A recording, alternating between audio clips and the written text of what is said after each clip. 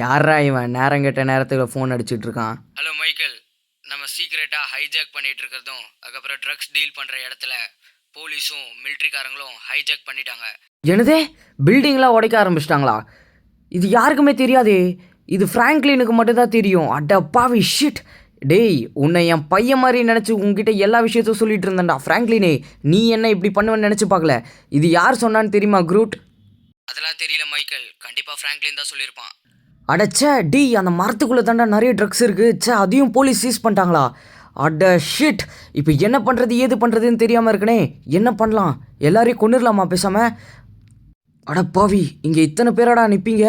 டேய், என்னை கொல்றதுக்காகவாடா இந்த டேங்க்லாம் எடுத்துகிட்டு வந்தீங்க? இப்போ என்ன பண்ணலாம் க்ரூட்? நான் சொல்கிறத மட்டும் கேளு, சைலண்டாக இரு, என் காலை கட் பண்ணாத.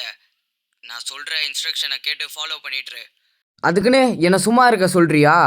என் பில்டிங்ஸ் உடச்சிட்டாங்க, என் வண்டியெல்லாம் சீஸ் பண்ணிட்டாங்க. நான் இப்போ என்ன பண்ணுறது? எனக்கு வேறு வழி தெரியல. நான் கொல்ல போகிறேன் கண்டிப்பாக எல்லாரையும். மைக்கேல், சொல்ல சொல்ல நீ கேட்காம போய்கிட்டு இருக்க.